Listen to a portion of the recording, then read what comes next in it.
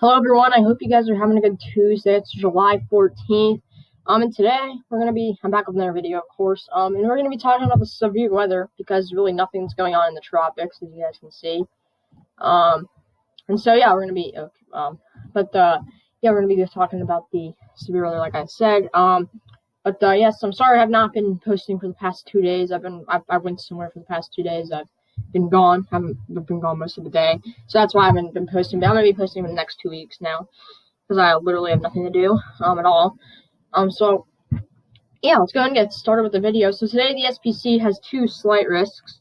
We have a slight risk in Iowa, southeastern Minnesota, central Wisconsin, northwestern Missouri, southeastern Nebraska, and northeastern Kansas right there.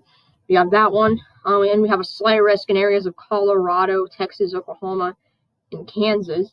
And we have a marginal surrounding that, of course, going all the way up to UP and Michigan. And we have a separate marginal in the Northeast again for areas like Boston, Massachusetts. It's pretty much it. That marginal risk right there. There's other pretty big cities in it, but I'm going to be talking about that. But the tornado threat today, the SPC is a 2%, and not really a big deal. Could see one tornado. It's not likely though. Wind threat 15% and hail threat 15% also. Now let's go and look at it. We're going to be talking about this, or what's going on today. We're going to be talking about today's outlook. Of course, we're going to be talking about today's severe weather, and then tomorrow morning we're going to be talking about tomorrow's severe weather, which we have again 2 slight risks right there. And then on day 3 we just have a marginal risk in the east right there. Yeah. Yes. Now let's go ahead and start looking at what's going to happen. So this is the NAM 3 kilometer model, and we're going to be looking at simulated reflectivity with UH, with updrafticity, which I like to look at. Let's go to 12Z. We're going to be taking a few soundings. This is at 12Z today. We're actually going to talk about the 12Z model run out. Yeah, we're going to be using the new model run. All right. So this is at around 11 a.m. to noon today, pretty much when I'm filming this. It's picking up. The NAM 3 kilometer model is picking up on some of the storms in southeastern Minnesota that's already going on. There's stuff severe right now. It's also picking up on a little bands in New Hampshire right there. Of course, now the weather is going to crash probably. All right, there we go. So it's picking up on that little band. There's a flash flood warning in New Hampshire. Then as we go later to 18Z this afternoon, this is around 1 to 2 p.m. We see in Wisconsin, eastern Minnesota, we already have some storms. And the thing about today is that we're going to have ongoing convection in the morning. That's going to limit CAPE, or instability, up in that area right there. In our slight risk, which we're going to be talking about all that stuff at the end of the video. We're going to be using weather nerds just to change it up a little bit. Now at 21Z today, okay, this is around 4 to 5 p.m. You can see we have some storms trying to get going in Iowa, southeastern Minnesota. They look like, especially in southeastern Minnesota, this area, they might be hard to go off in. Well, like this area, they could because of low CAPE, sorry. And by Des Moines, it seems like we have some storms going off. And to the east of Colorado Springs and to the southeast of Denver, we already have some storms going off too. Not really looking bad though. Then by 00Z today, this is 7 p.m. You can see we have what seems to be a line of storms going on from Wisconsin all the way down around Kansas City. We could even have some spotty severe storms. The thing about this is, we see these storms in Wisconsin look pretty good, but I don't think they're going to be too strong. We don't have really good CAPE in that area, which we're going to be talking about later in the video. All the way down into Iowa, we see potential for severe storms, and all the way down maybe even into northeastern Kansas. And then in our other slight risk area, it seems, or we can see we have our storms in southeastern Colorado, the Panhandle of Texas, and Oklahoma. Now let's go ahead and go on to 03Z. This is 10 p.m. tonight. You see our storms in Wisconsin are pretty short-lived. They seem to be weakening. They're probably going to be sub-severe by midnight tonight. But we could still have some powerful storms, maybe in Iowa and maybe Kansas City, and again in the Oklahoma and Texas Panhandle, in that area. And then as we go later, you can see we still have some pretty strong storms going on overnight. This is around 1 to 2 a.m. in the morning. We can still see we have some decent looking storms going on in Kansas and a little bit of Missouri there, where the better Cape is. There's some pretty extreme Cape in that area today. And let's take some soundings for this. The storms look the best at 00Z, so let's take some soundings in front of them. All right, so this was in, I think this was in it was in Iowa. This is not a terrible sounding. Look at we have decent directional shear. The winds are changing with the direction as they go up.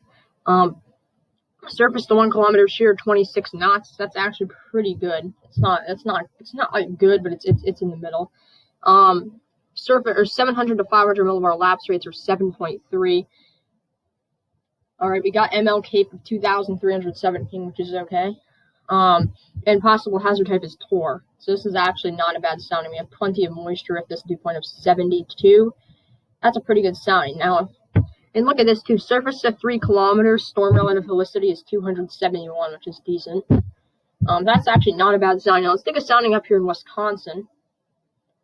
This is a Tor sounding. Now the thing about this sounding is, like I said, Cape is lower on this, 1,513. Lapse rates are still okay. We'd still have some shear. The shear in this is actually 33 knots. A surface of 3 kilometers. Storm relative helicity is 286. So we have that. We have decent directional shear in this sounding too. You can see winds are definitely changing. At around 850 millibars are out of the southwest, and at the surface they're out of the south. That's actually decent. That's actually not a bad sounding. But the thing about up in Wisconsin is they may not fire supercells. We could see some supercells in Iowa, but the thing about Wisconsin is I don't think we're going to see supercells. I think it's going to be a line. Now let's move further south. Let's take a sounding in Colorado in front of that storm. The Nunn sounding. That's capped though, but that looks to be on like a mountain or something because of how high up it is. You can see it's pretty high. Yeah, base. All right, that seems to be on higher elevation. Let's take it in the Oklahoma Panhandle. All right, so it's kind of high elevation too. It's contaminated though, so we really can't look at that. Seems like every sounding there is contaminated. All right, now let's move on to Wednesday.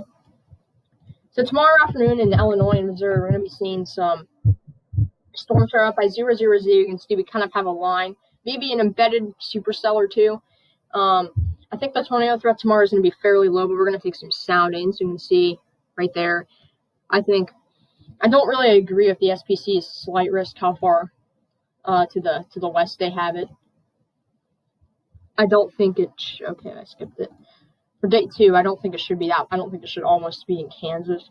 I think that's pushing it to the west a little bit. But 00Z, you can see there's some good storms. Let's take a sounding in front of these. A Tor sounding, directional shear is pretty good. Cape is good. Dew point is 73, 83 degree temperature. Lapse rates are 5.9. With lapse rates like that, we probably won't see big hail. We could see some. I don't think tomorrow is going to be a hail day in Illinois and Missouri. I think it's going to be a wind day mainly, maybe one tornado. And now let's take a sounding. It looks like we have some supercells going off in Colorado and New Mexico tomorrow. Let's take a sounding for some of those. It's elevated. All right, that's not really a good area to take soundings in. You can see it fizzles out by 03Z, and it keeps on going for a long time, but it does fizzle out around midnight. All right, now let's actually talk about the severe weather, like parameters. Not really parameters, but let's talk about the ingredients. So this is the HRR model. We're only going to be using ingredients for today. We're not going to be talking about tomorrow's ingredients yet. This is our surface dew point today. Now what you want to see is kind of colors that are yellowish orangish, yellow-orange. If it's yellow-orange, it means we have dew points of 60 plus, which is good enough for some severe weather. You can see we have good dew points pretty much today in this whole area. This area here, we have moisture coming off of the Gulf and going all the way up into Minnesota, where we have that slight risk today. So we definitely have good moisture today. Now let's move on to this. This is the Cape for today. Now, like I said, we're going to likely have less than 1,500 Cape in Wisconsin. So that could prohibit supercell development too, but I think we could see a potential line of damaging winds form up there. But in Iowa, where we had the higher CAPE of around 2,500 to 3,000, we could see some supercells. And we had some pretty extreme CAPE in Kansas too, a wide swath of 3,000 to 4,000. And now let's switch over to another model field. Let's go to severe here. We're gonna look at what should we look at? Let's look at our lapse rates. Like I said, we're using weather nerds today, so switch it up. So we can see lapse rates this afternoon.